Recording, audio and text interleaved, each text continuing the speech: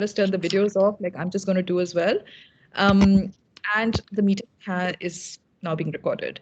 So, David, I'm handing over to you now, if that's okay. Thanks, Nanika.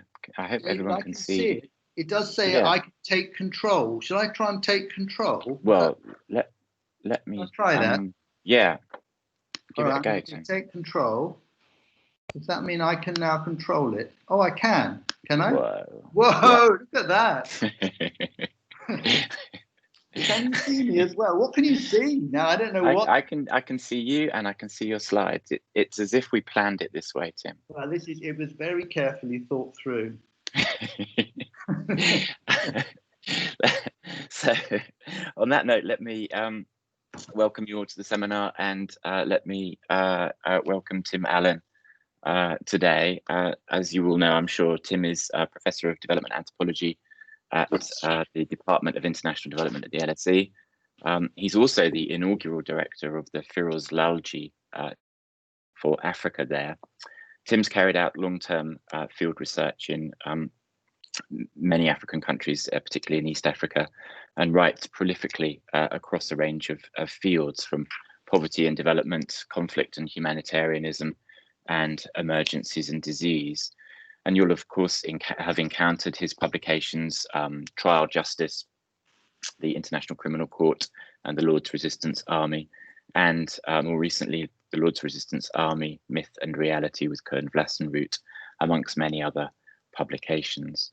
Tim's scholarship then has a particular focus on Uganda, and he has a long-standing interest in the history of knowledge about those groups of people living on the Sudan-Uganda border, like the Acholi, which brings us to today's talk, and to what we'd originally discussed as a book launch for Luino's People, the Acholi of Uganda, which, as I'm sure he'll go on to explain, is a reprinting of by the International African Institute, and it's lovely to see many of the publications committee here, in their Classics of African Anthropology series of theses and other works by Okot and F.K.Girling. So without further ado, let me hand over to Tim, who's speaking today to the title Colonial Encounters in Acholiland and Oxford, the Anthropology of F.K.Girling and Okot. Tim, you're very welcome. Thanks very much. Thanks very much for asking me. Just so I know before I start, how long should I speak for? About an hour, a bit less, something like that? Up to an hour would be fabulous. Thanks. Okay, super. Well, I thought I would talk about these two anthropologists, but also kind of set them in a slightly wider context. And as David has mentioned, I worked in this part of Africa for quite a long time. I initially was my first experience of this area was working as a teacher, in fact, in a school just across the border in what's now South Sudan, in the Acholi area of South Sudan. It's my first experience of the Acholi people. This is a part of Africa that has had a horrendous history. When I was first working there in the 1980s, the situation in Uganda had been affected by the whole series of upheavals. And in fact, when I went back to try and start writing a PhD thesis in the mid-1980s, I had hoped to go and work among the Acholi people, but in the end, because of the security situation on the Ugandan side of the border, had to do my PhD thesis on the Mahdi. But nevertheless, I continued to, whenever I could, go across on my motorbike into the areas that are red on this map and visit parts of Acholi area. For those of you who are unfamiliar with what happened, the current, I would say current violence, but I mean it's now abated to a very considerable degree. The violence that occurred from the kind of mid to late 1980s onwards was associated with President Museveni seizing power in Kampala in 1986. Now, Museveni's forces had been relatively well disciplined while fighting in the south of the country, but as they moved north and encountered veterans from previous Ugandan armies, I think it's fair to say that the discipline of the National Resistance Movement, National Resistance Army broke down to some extent, and atrocities against civilians, as well as the mobilization of the former veterans, led to a guerrilla war, which has persisted in different forms for a very long time. Initially, it was a fairly conventional kind of war, but then during 1986, something really remarkable happened, that large numbers of people covered in oil walked towards the National Resistance Army installations and often naked, singing hymns and throwing rocks, which people say turned into grenades. They appeared to be totally terrifying, and many of Museveni's young soldiers ran away. Now, that movement was led by a woman known as Alice Auma, the Lecutre, the messenger. And she had become possessed by spirits and led them in a crusade against Museveni. Eventually, she was, her forces were pinned down to the east of Jinja. I remember I was in Jinja at the time, and the Ugandan army surrounded them and they largely wiped them out, though Alice Auma, the messenger, the Lecutre, escaped into Kenya. However, a relative of hers continued the struggle in the north, and his name was Joseph Kony. And Kony's Lord's Resistance Army has been one of the most persistent terrorist organizations operating in Africa. And terrorism seems to be a reasonable term because Kony's forces did truly astonishingly awful things to people to create the maximum terror effects. For many, many years, these appalling upheavals in northern Uganda went largely unnoticed by most people. It was very difficult to get anybody to take any interest in it, partly, of course, because President Museveni's Uganda became something of a darling of the international aid world. Museveni's government was the first government to receive large-scale debt cancellation from the World Bank. The United Kingdom, the United States poured aid resources into Uganda. And so the conflict in the north was largely out of the gaze of the international community, though some of us who went there from time to time were deeply shocked to see what was occurring. Things began to change when Jan Egeland visited the region in November 2003 and was astonished by what he saw. He described it as a moral outrage.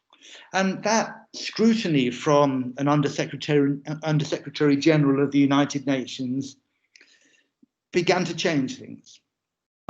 A group of American graduates visited the area. They were very young at the time and made a rather sensational film called Invisible Children, and a follow-up film some years later called Kony 2012, which has had a massive impact in increasing interest in this region and what was going on. I mean, much of what they presented in the film was highly inaccurate, but nevertheless, it was one of the most successful campaigns, advocacy campaigns ever launched. And it's still, it's still incredible to think of the effect that that film had, the millions of people who became mobilized, particularly in the United States.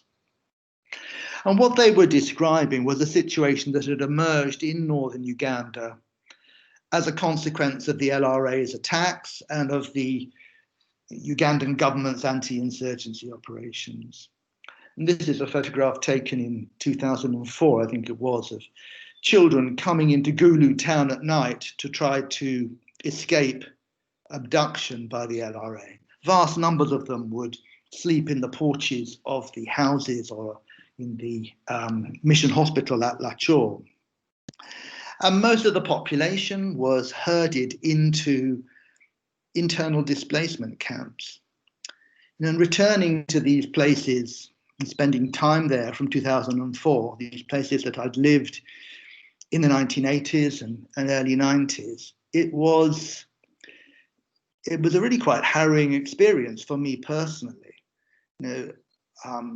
I could remember living in Acholi villages, and the Acholi children would come and jump all over me when I was writing my field notes and say, what are you doing? Why are you sitting still? This is a very sort of dynamic society where people don't sit quietly. It's a very social society. And to see people herded into these settlements at the peak, probably close to 2 million people herded into these kinds of settlements, was a truly disturbing thing to see. I mean, those camps were so closely packed that when there was a fire, you had a situation like this, and huge numbers of people were burnt to death in their houses. There was almost no sanitation. There are some pit latrines. There were pit latrines at this particular camp, but whenever it rained, it overflowed, and these are pigs here eating human excrement. This is a camp that I visited in 2004. MSF had worked there at that time and had found a crude mortality rate of 10 per 10,000 per day. I mean, that's truly amazing when you think of it. That's the kind of rate of, that kind of mortality rate you'd expect to see in a very serious famine situation. Now, these camps were supplied by aid agencies. In fact, initially the camps had to some extent been constructed with support from international aid agencies, because the aid agencies wanted to provide food near people's homes rather than in the towns. And so people were forced out of the towns into places near their rural homes, but then when they were there, forced into these displacement camps. And food was distributed like this, and then at night time, the LRA would come in to collect their share. And for a young man like this one in the middle here, his name is Sunday, quite a well-known figure eventually. His photograph taken soon after he was abducted from his home by the Lord's Resistance Army and given his first automatic rifle, eventually moving up the ranks in the LRA to become a captain. And Sunday, like many others who were taken from those camps where life was truly horrific, the bush was a place of fear and a place where moral norms were turned upside down, but also a place of opportunity. And thousands of young people were taken by the LRA, many of them never to be seen again. Something like 30,000 children have eventually returned. And for a young man like that, being in the LRA, unlike being in the camps, made it possible to get married and have a family. I mean, marriage was marriage by capture. These women were also abducted and given to commanders. They were, I think we would have to say, raped according to normal criteria. But marriage by capture is something that has existed for a long time in this region. And it's striking that some of the women who were taken, by no means all, of course, embraced life with the LRA and still talk about it with a considerable degree of nostalgia. But one shouldn't underestimate in any way how horrific LRA attacks were. This is a picture of the LRA at the time, LRA combatants at the time of the peace negotiations, and I made a small window there. I won't blow it up. That's one of the last LRA attacks at Bagak camp in May 2004, where the LRA took some 20 women with their babies on their back out of the camp, line them in the grass, line them up in the grass and smash their brains in, to create terror and to force people to kind of remain in the camps and to sustain the levels of insecurity that went on pretty much consistently until around 2006, when the LRA were drawn into peace negotiations. Here's one of the children returning from the LRA being invited to draw pictures of the attacks that she was involved in. Now, partly because of all the interest from the United Nations and UNH and NGOs from 2004 onwards, 2003, 2004, suddenly there was all sorts of interest in how this terrible situation could be dealt with. Trying to negotiate with the LRA seemed extremely difficult, but many activists, many Acholi activists, but particularly many international NGOs, became very interested in the possibility of Acholi ways of healing or Acholi ways of reconciling populations. And one particular ritual became a focus of considerable attention, matu Okot, the drinking of a bitter root, kind of eating of a sheep together, so that the victims and the perpetrators would come to some sort of reconciliation. Now, I'm showing you this picture to give you an idea of what this was like in 2004, 2005, when aid agencies were focused on these issues. And, I've written at length on Acholi rituals and how they were co-opted into these processes and what the rituals actually meant and what international agencies thought they might mean. But I'm showing you this because in trying to come to terms with what has happened in northern Uganda, there's been a huge amount of emphasis on some kind of more positive past, some kind of peaceful existence in the past before all these upheavals occurred, and a considerable degree of romanticization and, if you like, invention of tradition. With aid agency funding, a paramount chief of the Acholi was established for the first time, and a council of Rodi, anointed ritual chiefs. And attempts were made to create some sort of system whereby Acholi people could become involved in some sort of reconciliation process built upon ideas from the past. One of the things that was very striking about this, as an anthropologist who'd worked on this area for a long time, was the degree to which that past bore almost no relationship to the world that I'd observed in the 1980s, but also didn't draw upon any of the existing literature. It was almost as though that literature didn't exist. At the time this photograph was taken, there was a project going on being funded through the Catholic Church, actually, based at one of the missions in Gulu area in northern Uganda, the big missions. And the people who were working there were collecting Acholi rituals so that they could be codified into some kind of booklet on Acholi customs that might become part of an Acholi reconciliation process. And they were completely unaware that Father Kratsalara had been based at that same mission in the 1940s and the 50s and had written a 3-volume book called The Luo, which dealt with the Acholi people, in one volume of which actually wrote about all these rituals as they were at that time.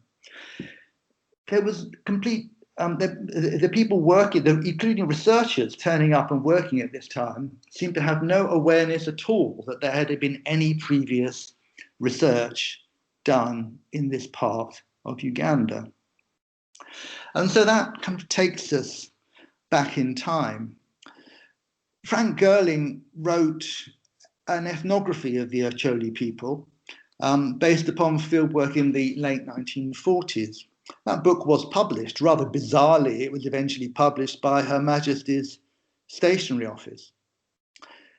I didn't find anybody in northern Uganda, in the Acholi in northern Uganda, who was aware of that book. And even some of the researchers who visited seemed completely oblivious to it. And when I mentioned it to them, some of them, particularly some of those coming from the United States, were a bit upset that there was this previous ethnography that perhaps they ought to have read before they'd come out to start doing their own fieldwork.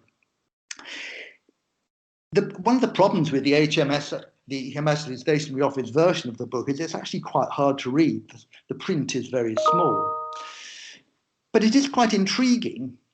It was quite intriguing to me why Frank Girling's book had been firstly printed in such a strange way, but also was so poorly distributed. So few people had ever seen it.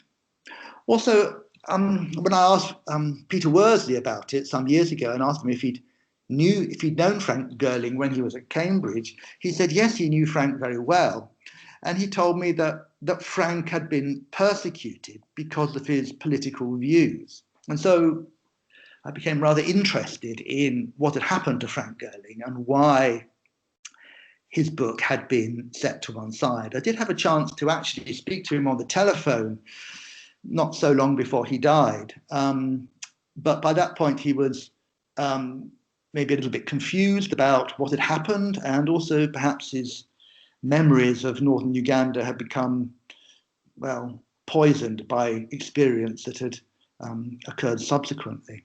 But here's a picture of Frank Girling at the time when he went to northern Uganda.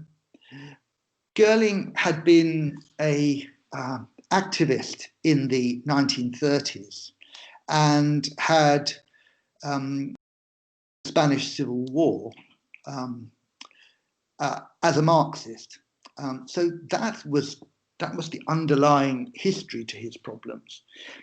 He was a veteran of the Spanish Civil War when the Second World War broke out, and during the Second World War he was in the Indian Army. And that history made him rather different to other British anthropologists who went out to Africa after the Second World War. After the Second World War, he, like many other demobilized soldiers, studied a degree. That's where he met Peter Worsley and Jack Goody, who are there on the left.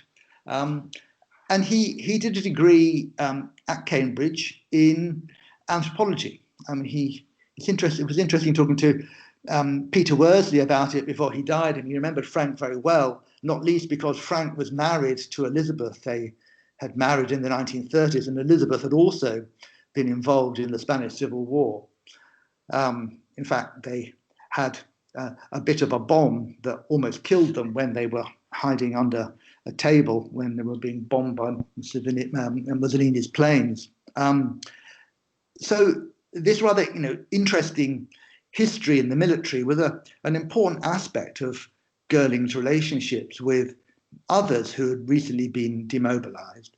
But Girling was a bit set apart from the others. I mean, Peter Worsley said that he seemed a bit mature, partly because he was married, but he did also say that Girling was rather good at playing with the artifacts in the ethnography museum, and he would take the spears out into the quadrangle and hurl them over the top of the wall, fortunately not killing any cyclists on the other side.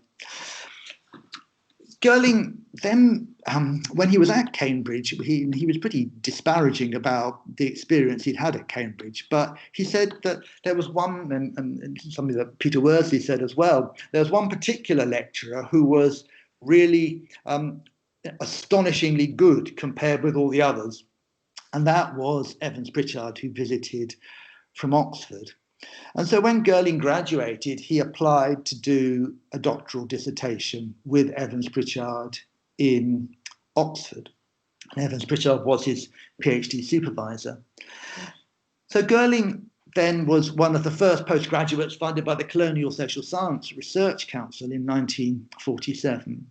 And he, after some discussion with Evans Pritchard and with Mats Gluckman, actually, he decided to focus on the Acholi people of northern Uganda. He arrived in northern Uganda in the late 1940s. I think he actually arrived in 48. And Elizabeth joined him some months later. This is a picture of northern Uganda from Gulu at that time, where, of course, it was the basis of the protectorate administration in that part of the country. One of the qualities of Girling's work, which kind of sets it apart from others who were writing at that time, was that he was very focused on social changes going on. I mean, as a Marxist, he was very interested in history, very interested in trying to understand the past of this region in relation to what he was observing in the present, but also commenting on the changes that were occurring in this kind of late period of protectorate rule. So the photographs, for example, in his book, present people wearing European clothes, and he comments on the effects of education and the changing nature of Acholi society. In fact, in some ways, his thesis is as much sociological as it is anthropological, and he collected a huge amount of statistical data, which is presented in the thesis and was eventually reprinted in the book. He also has in the thesis a considerable amount of historical discussion. He was skeptical about oral history, but very interested in seeing how oral historians wrote about the past in relation to what he could find out from other sources. So the thesis is a little bit like some of the, unlike some of the others that were produced at that time, in that it has a strong historical focus, it has lots of statistics in it, and it focuses on processes of change.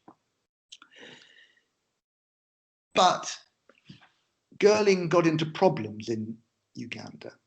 He had met Ramakrishna Mukherjee when he was at Cambridge, and he invited his Indian friend to come to visit him in northern Uganda. And I think the prospect of an Indian Marxist with Girling traveling around all over northern Uganda, potentially stirring up trouble, was a bit too much for the protectorate authorities. Although they didn't speak to him openly about it, it appears that MI5, or possibly what has become MI6, became involved in observing his activities.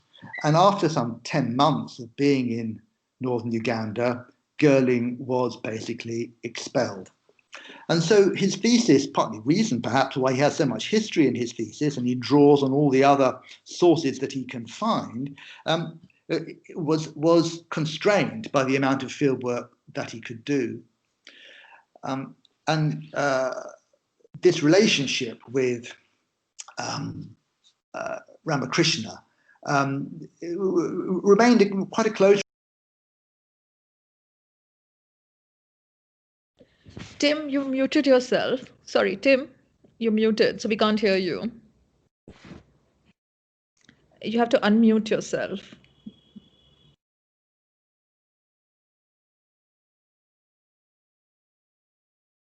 No, we can't hear you.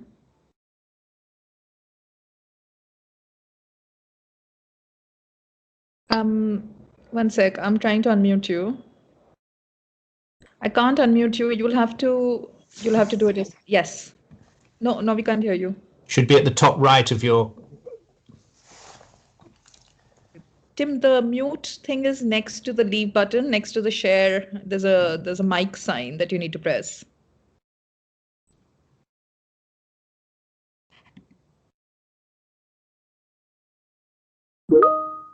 He's actually gone offline. Okay. I guess we just wait for him to reappear. I can still see that you're there, Tim. It's just that you're muted. Perhaps Helen has an answer to this particular problem. No. The problem might be the screen sharing, preventing him from seeing the unmute button.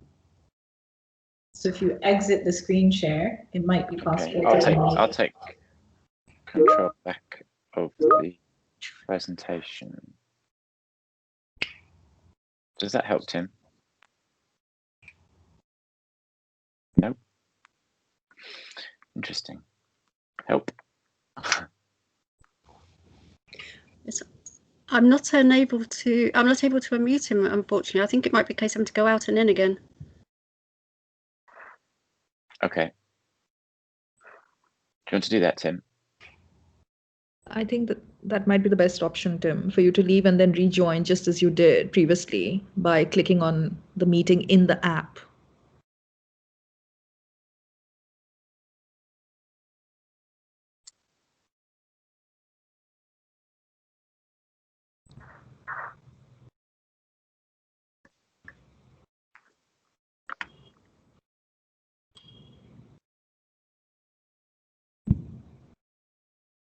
David, you might want to stop sharing because you might need to restart sharing when he comes back. Okay. Let him in. I'm back. Tim? Am I back? Hi, Yes. Tim. We can hear you. We can hear you. Yeah. So And on my thing, it had nothing about muting or anything. No, weird. Sorry. Yeah. So it Don't wasn't. know what that was. All right. Are you still able to control the presentation, Tim? Let me see. I'll have to If- take control, and then. Oh, Yeah. there we go. Excellent. All right. Cool. Just a weird glitch. Where are we time-wise? Okay. All right. So if I go on till about, well, I don't know, how much longer shall I me? We've got lots of delays in all this, but I mean, how long? I know, but and we all want to really hear about Okot as well. So. All right. I'm getting to our cop very soon. Yeah. Okay. Cool. Okay. All right. So let me try to move over Girling a bit quicker now. So Ramakrishna remained friends with Girling after he went back to the UK, but he too had lots of problems in Britain. I mean, one of the things is that to bear in mind is that at the time when Girling and Ramakrishna were at Cambridge in the 1940s, the Cold War hadn't really begun. But by the time Girling went out to Uganda, it had begun in earnest. And during the 1950s, neither of them could get jobs in anthropology departments. Eventually, Girling was able to complete his thesis, but he felt that it was largely kind of constrained by the conditions in which he was working, and his relationship with Evans Pritchard became quite tense, although Evans Pritchard did in the end support him to complete his thesis. Later on, though, Girling, reflecting back at that time, talks about the way, because he got a job in the sociology department in the end, he talks about how unhappy he was with the publication, partly because the Colonial Office demanded edits not to publish certain sections, but also because he'd come to view the kind of functionalism which he associated with it as being a kind of an aspect of colonial relationships. And so he became interested in Marxist anthropology, but was primarily focused on sort of sociological work, mainly in the UK in his later life. He was still an activist. So let me push on here. Is it working? Yeah. Okay. So just to give some examples of what was taken out of his book, Girling describes a centralized and all-powerful British administration. He describes the social life of the district officer. He talks about this golf course in Gulu town, the swimming bath, and he talks about the club where his Indian friend wasn't really supposed to go, And he talks about the kind of the overt racism that he encountered amongst most of the British administrators at the time, some of who had quite absurd ideas about African mentalities. He also makes the point that most of the British administrators he came across very much like the Acholi, who were not educated and were not wearing clothes because they didn't like half civilized Africans. So quite strong criticism. So you can kind of see why the Colonial Office wanted them taken out of the thesis. I'll skip over this. I mean, Girling in the 70s was writing about how the anthropology that he was taught in Oxford seemed so out of sync with the political realities of the time and what's happened subsequently. And writing in the 70s, he talks about how many social anthropologists have become involved in the revolutionary standpoint. I don't know how many were, but it's he was writing at a moment when he thought that was the way things were moving. He had a long life, of course, and he was aware of what happened in the Acholi area after his visit, but he never really re-engaged with his work on the Acholi. I think those of you who have a chance to read the book would be really surprised actually at how good it is. And when you compare it to other studies from that period, from looking at Middleton and Southall's work, I think it has stood the test of time. It is his thesis was written at a particular moment, but even at that time, he was breaking down the boundaries of the anthropological present and was trying to sort of move to a different way of thinking about the colonial experiences in Africa at the time. So I do hope people do have a chance to have a look at it in its newly published form. It's much more readable than in its earlier form, and the bits that were taken out by the Colonial Office are put back in. But let me now move to this. Now I'm going to do something really problematic. Well, maybe problematic, I don't know. I'm going to try and play this YouTube clip. Will that be possible? Let's see. Maybe that's pushing everything too far. No, it's not working, is it? Okay, so I was going to play you a YouTube clip of the barefoot cranes in England in 1956. So the barefoot cranes, who the Uganda visited England in 1956 and played a series of games. Their first one was against Watford, if I think it was, and they lost 10-1. And they played bare feet in that game in the mud, so it's hardly surprising that they lost. But they got better. They arrived on the 23rd of August and they left on the 5th of October after playing 11 games. Almost all the players played barefoot, except when it got really muddy. And as I say, they did get better. And on the 26th of September, they defeated the United Kingdom Olympic football team. They also beat Leeds, actually. So they're a famous football team. And I interviewed the last surviving member of them a couple of years ago. They also had a member of the team who by September had absconded. He didn't play in that match, and his name was Okot. Okot had been at school at the time when Girling was writing his thesis in at the end of the 1940s, at the beginning of the 1950s, and he did read Girling's thesis when he was in Oxford. He was a school teacher. He hadn't done a degree, but he was a very good footballer and a very good dancer. And he got a job. He got a job teaching in a school, but he also played football, and he was in that football team that came to England in 1956. Once he got to England, he looked for ways of going back to university, and he managed to talk his way into a postgraduate course in Bristol. He was actually taught by Wendy James's dad. And from that position, he managed to talk his way into a law degree in Aberystwyth. Okot said he studied law because Milton Obote, the first head of state in Uganda, who'd actually been at school with him, had studied law, and he wanted to show Obote that anybody could do it. And so he went to Aberystwyth and studied law, and then he worked for a while in The Hague at the International Court of Justice, but decided it wasn't for him and that he wanted to study anthropology. Already by that time, he was beginning to publish poetry, and he'd written Werpeloino, the Acholi language version of what later became Song of Luino. But he turned up in Oxford and wrote about the customs of the Acholi people for his B Lit.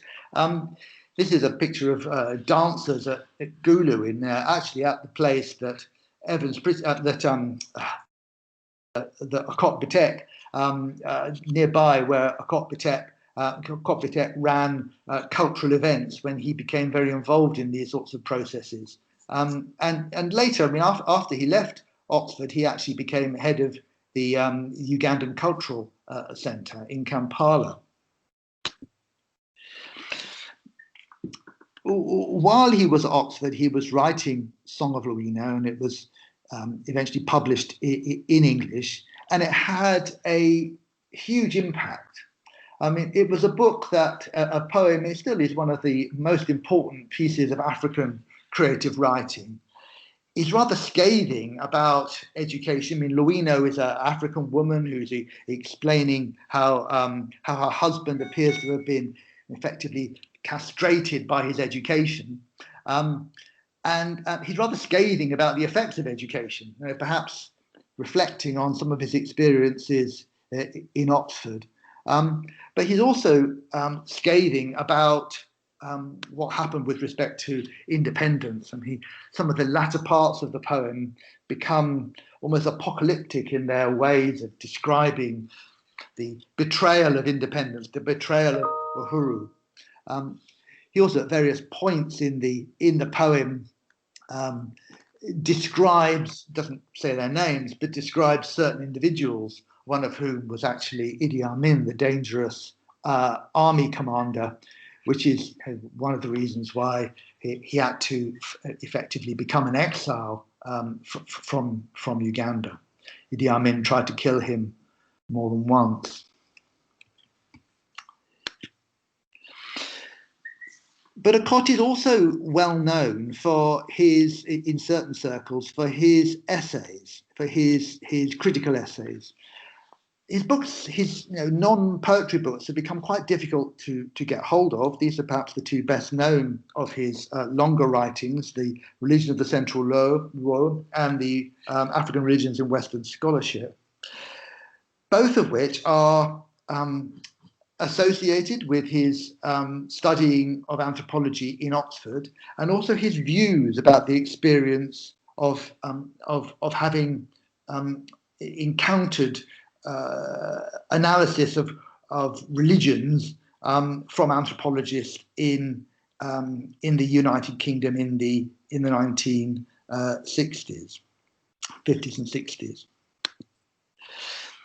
When those books were published, Aidan Southall referred to The Religion of the Central Low in this way. He said, here is the beginning of that presentation of African culture by Africans for Africans, as well as for the world of foreign scholarship, without apology or dissimulation, for which we have been waiting so long. And Ali Mazrui, writing about African religion and Western scholarship, said, here surely is Africa's indignation at its most eloquent. Now, in that book, Okot is pretty scathing about anthropology. He actually asks, is there a place for social anthropology in an African university? In my opinion, the answer is no.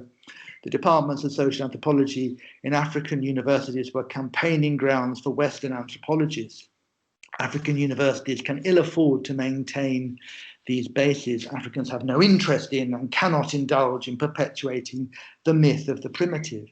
So in many ways, African religion in Western scholarship is an assault on anthropology and also on the way in which Christian theologians have tried to co-opt African values, African ways of thinking about religion into kind of neo-Christian or proto-Christian ways of thinking.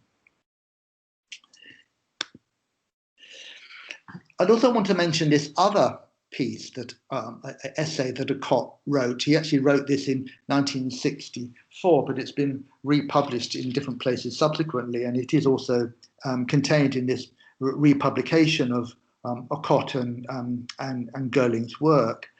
This essay on Acholi love, and I mention this because this essay highlights the fact that marriage by capture is a possibility.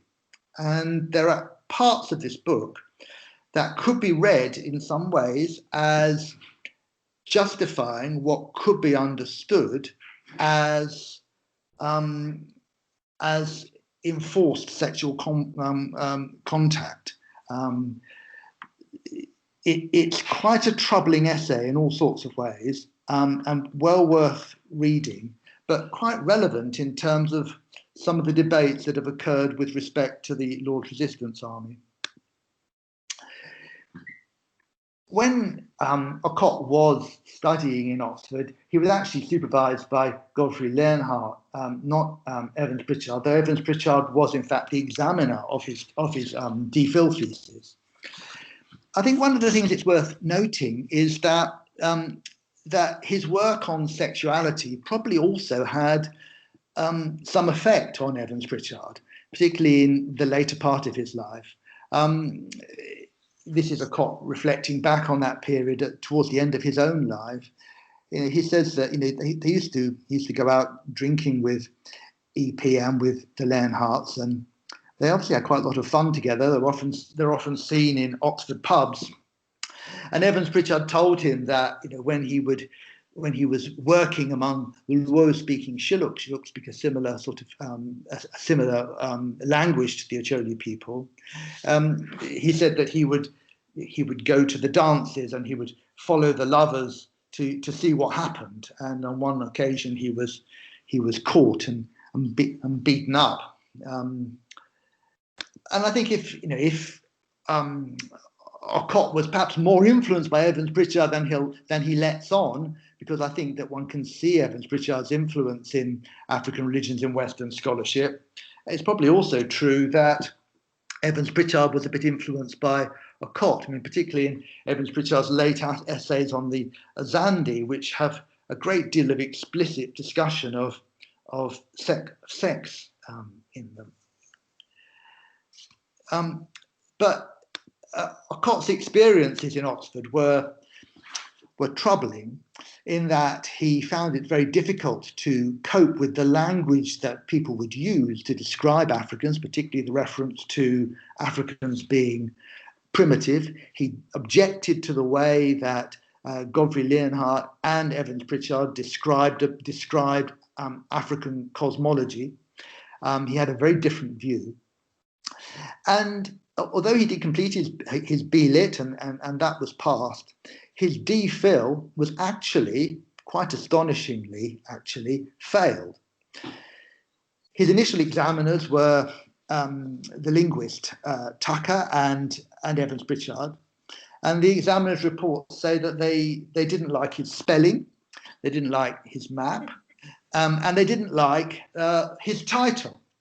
What Okot had written in his thesis was, at the beginning of it, he said that he didn't want to use the term Acholi in the thesis because he felt like the categorization of the Acholi was a colonial introduction, wasn't something that had come from the people themselves. It was probably associated with chol, the word for black, and probably came from the discussions with translators from southern Uganda who were lighter skinned in the early colonial period.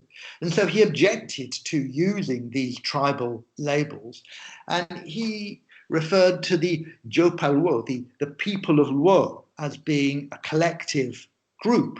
And so that's why he uses the term the religion of the central Luo rather than the Acholi. but the examiners felt like he was not being clear about which bits in his thesis was really ethnographic work that he'd observed, which were his opinion or his analysis or his interpretation, and which were to some extent not necessarily fictitious, but were an amalgamation of his growing up experiences. And so they were wanting him to be clearer about the ethnographic process and how he had come to know what he described.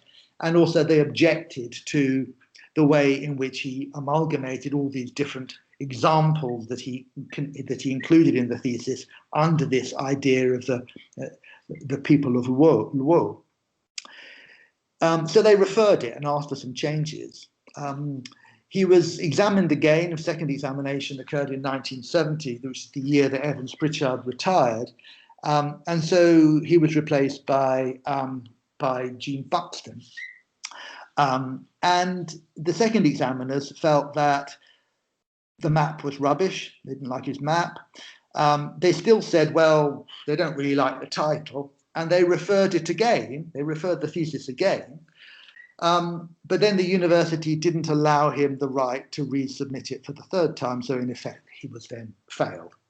And so Oxford actually managed to fail the PhD thesis of perhaps Africa's most important poet.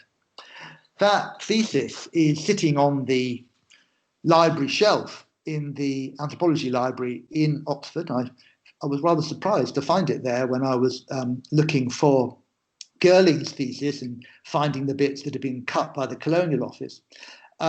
It was sitting on the shelf as though it had passed, but it turns out that that is the failed thesis sitting on the library shelf. The text, however, is basically the same as The Religion of the Central Luo, which Okot published the following year by the in East Africa. So let me draw some of these points to an end now. The war in northern Uganda has abated. This is a picture of Joseph Kony during the peace negotiations in 2006. When we were working in northern Uganda, my research team was contacted by members of the LRA, and peace negotiations occurred the following year. And the LRA's activities in northern Uganda have basically ended from that point, 2006 onwards, and moved to other parts of Central Africa. Here's Kony again in the peace negotiations. But negotiations failed, and the Kony is still at large, and the LRA is still operational in parts of South Sudan and northern Uganda, parts of South Sudan and eastern DRC and Central African Republic.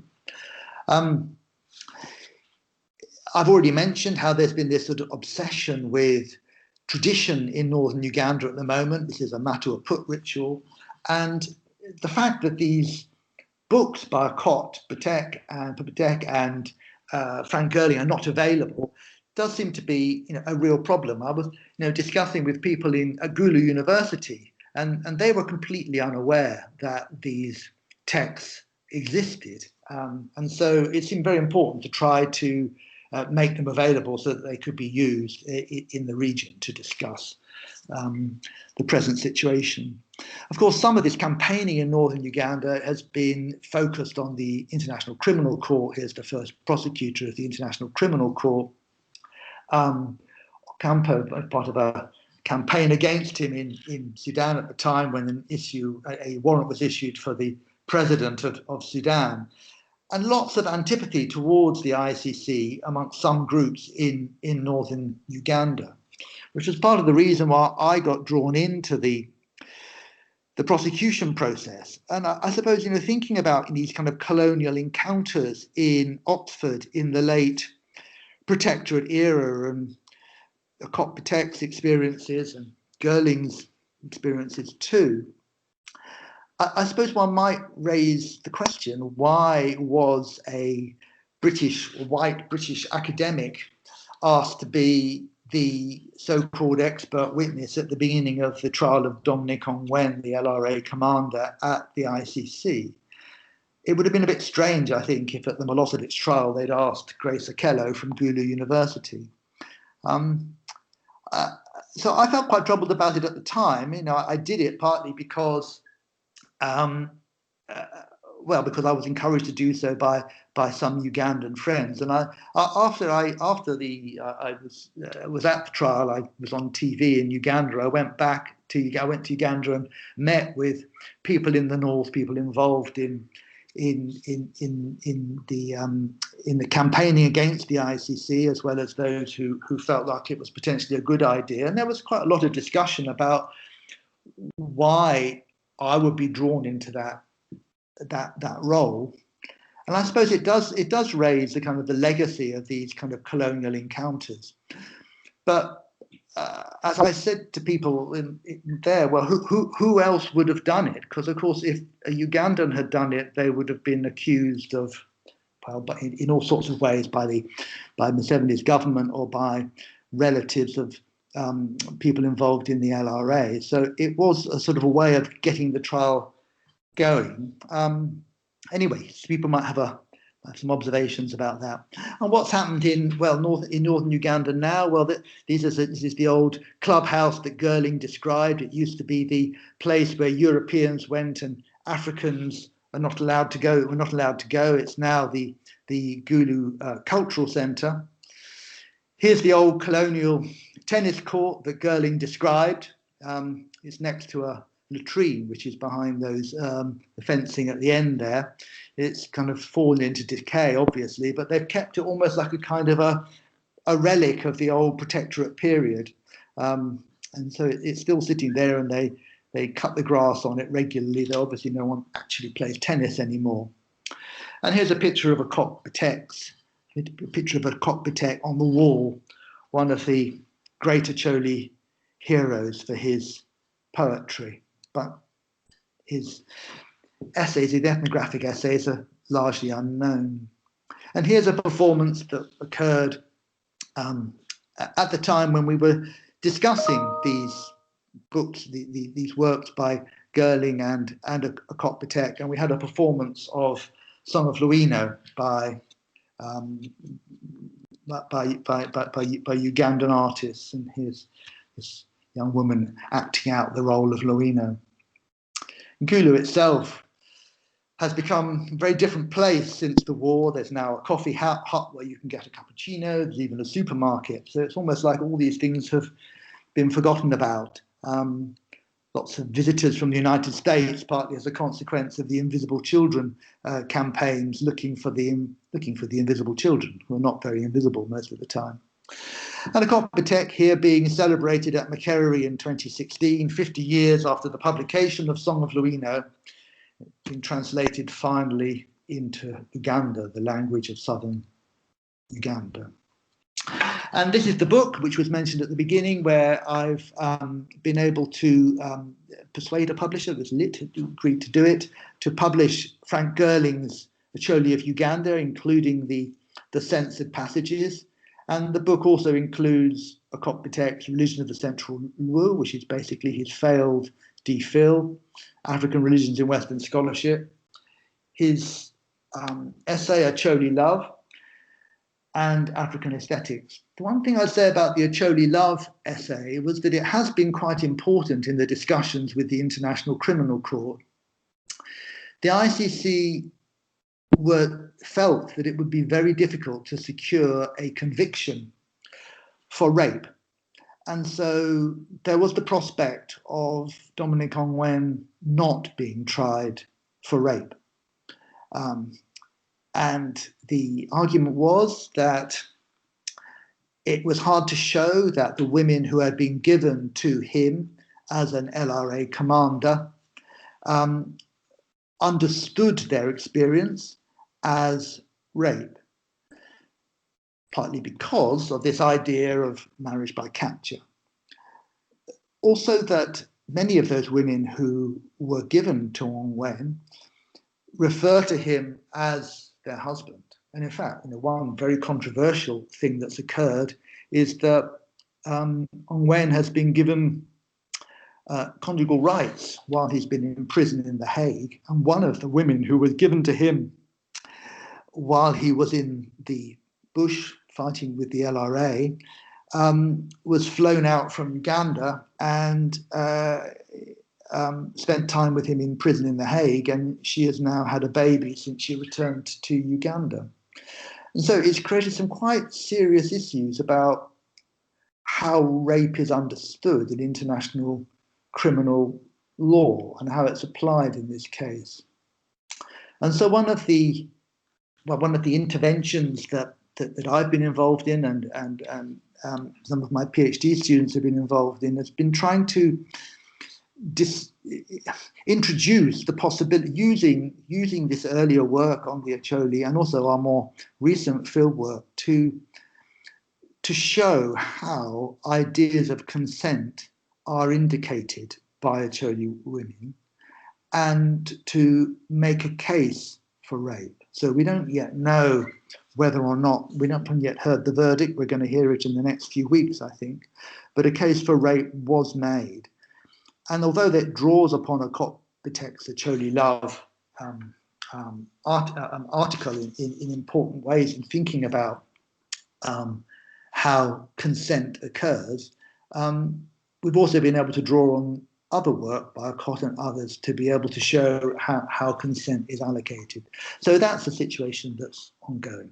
Anyway, that's the book, and there's the cover there, which is by one of our artists in residence at the Firouzlaji Centre for Africa. So thanks very much. That's it. Brilliant. Thanks ever so much, Tim. So